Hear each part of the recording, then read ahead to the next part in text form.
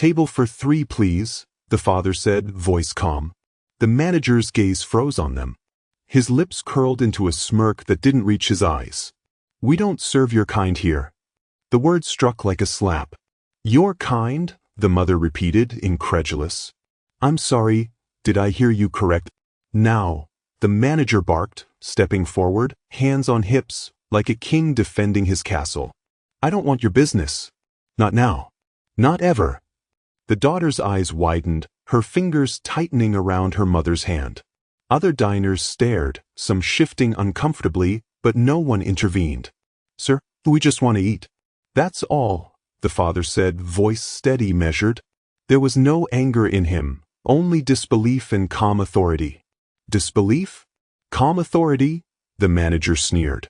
I don't care. Get out before I call the police. The family didn't raise their voices. They didn't argue.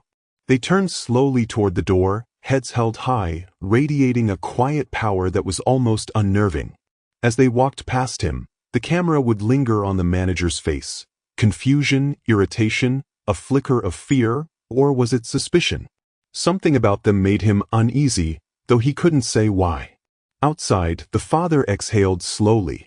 Patience, he muttered. Let's see how far this goes. The family stepped onto the sunlit sidewalk, the bell above the door jingling one last time as if mocking them. The father's hands were in his pockets, his expression unreadable, calm, but inside, a storm of thoughts was brewing. That was shocking, the daughter whispered, her voice low, almost trembling. Her mother shook her head, lips pressed together in a mix of disbelief and restrained fury. I can't believe someone can be so brazen, so careless. The father's eyes scanned the street, thoughtful. They don't know who we are. And that's exactly how it should be. A beat of silence passed, thick and tense. The daughter tilted her head. What do you mean? He smirked faintly, almost conspiratorially. Let's just say, they're about to learn the hard way that appearances can be deceiving. That's all they get for underestimating us. The mother's lips curved into a sly smile. Patience, let him think he's in control. The camera lingers on them as they walk toward their car, calm, collected, radiating power the manager couldn't see. The audience feels the tension shift. The family isn't reacting in anger, but in strategy, and that makes the situation far more dramatic. Back inside, the manager wiped his hands on a rag, muttering under his breath. What a nerve, he said, scowling. People like that, who do they think they are? Jenna, his assistant, hesitated. Boss? Maybe that was a little harsh? Publicly saying that? He waved her off, eyes still darting toward the door. Harsh? That's called authority. I run this place. I decide who sits here. That's how it works. But even as he spoke, there was a flicker, a brief moment of unease, quickly buried under arrogance. Meanwhile, the family sat at a small, discreet cafe across the street. Laptops open, documents spread, phones buzzing with notifications. They weren't angry. Not in the usual sense. Their calm radiated a quiet authority, a subtle power the manager had failed to see. We'll play it smart, the father said, scrolling through figures. No sudden moves. Let's see how far he goes before reality hits. His wife nodded. And when it does, it will be unforgettable. The daughter, sipping her coffee, raised an eyebrow. Unforgettable is one word for it. The audience is left wondering, who are they? What are they capable of? And why does the manager seem powerless in their presence, even without realizing it? The next morning, the restaurant hummed with the usual lunchtime crowd. The manager strutted through the dining room, pride in every step. But something was off. A few customers kept glancing toward him, whispering, a hesitant edge to their smiles. He frowned. Why do they keep looking at me like that? Table 7? He asked, walking toward a couple. Oh, we'll just sit somewhere else, the woman said politely, a small smile tugging at the corner of her lips. No offense. The manager blinked, confused. No offense? What? He shook it off, blaming paranoia, but unease had planted a seed.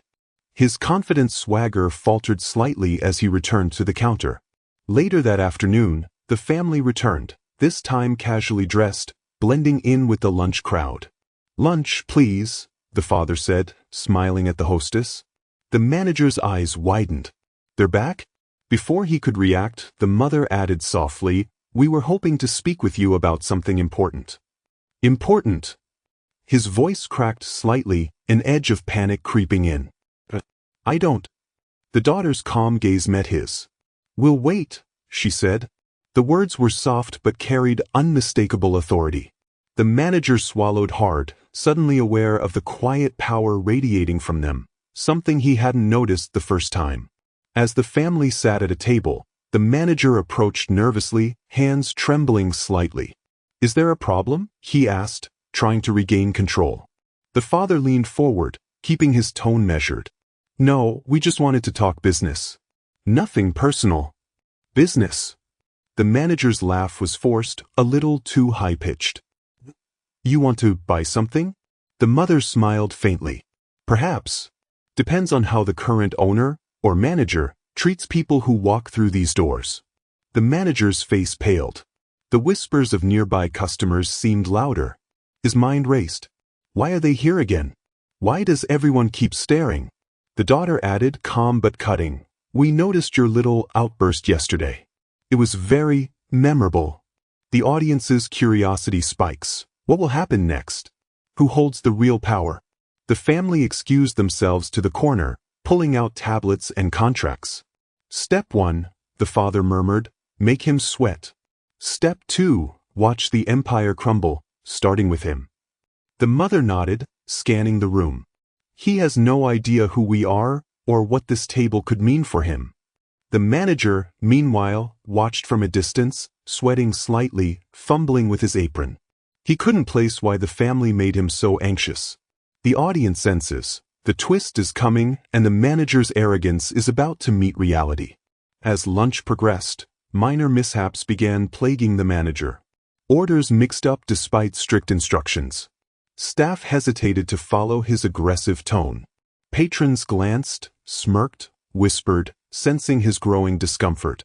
Each small failure amplified his panic, his arrogance crumbling like sand. The family watched silently, patient, strategic, almost enjoying the subtle chaos unfolding around him. The family requested a private meeting with the manager, now visibly shaken and sweating slightly behind the counter. "Mr. Harper," the father began, calm and commanding, "we'd like to discuss a business opportunity with you." Harper blinked, adjusting his tie nervously. "Business opportunity?" "Yes," the mother said, spreading a set of official documents across the table. "You see, we're interested in purchasing the entire franchise, including this location." Harper's mouth went dry. The documents gleamed under the restaurant lights. Contracts, financial statements, capital proof, all legal and undeniable. "You, what?" he stammered. "You can't. This is impossible." The daughter's eyes held a calm steel. "You treated us like outsiders yesterday. You made assumptions about who we were, and you acted without thinking. This is the consequence." Word began to spread in the restaurant. Staff whispered, some patrons peeked over. Harper's arrogance evaporated, replaced by panic and embarrassment. "Wait, do you mean I work for you now?" he asked, voice trembling. "Yes," the father said. "Unless, of course, you'd prefer to resign." Harper's face flushed crimson. Sweat beaded on his forehead. Every moment of his hostility, every discriminatory word, now echoed back to him in full consequence. The mother leaned in, voice calm but deadly. "This is a lesson. Actions have consequences. Judgment without understanding will always be your downfall." The audience feels both justice and satisfaction. The villain is confronted, yet the family maintains dignity. Harper slumped into a chair, shaking. His dreams of authority crumbled like ash. "You have the power to," he started, but the father cut him off. "Power doesn't come from fear," the father said. "It comes from respect and understanding your place in a world bigger than your assumptions." Staff glanced at Harper, murmuring about yesterday's behavior. The whispers grew louder, a chorus of moral judgments surrounding him. Even loyal patrons now looked at him differently. The collision of arrogance and consequence was complete. The family signed the contracts, calm and collected, like chess masters finishing a long game. Harper watched in disbelief as the transfer was finalized. His words, his anger, his bias, none of it mattered anymore. The mother closed the folder with a quiet snap. Sometimes, people need to see the truth for themselves. Today you did. The daughter added softly, "We didn't come here for revenge, but we also didn't come here to be underestimated." As the family walked out of the restaurant, now legally in control, the camera lingers on Harper, defeated, humbled, and exposed. Did you see how patience and strategy completely turn the tables? Imagine what would happen if more people stood up with dignity instead of anger. If this story left you shocked, inspired, or thinking about the power of respect and consequences, hit the like button, subscribe for more real-life twists, and share this video so others can witness the lesson too. And tell us in the comments, what would you have done if you were in their shoes? Your thoughts might just inspire the next story we share.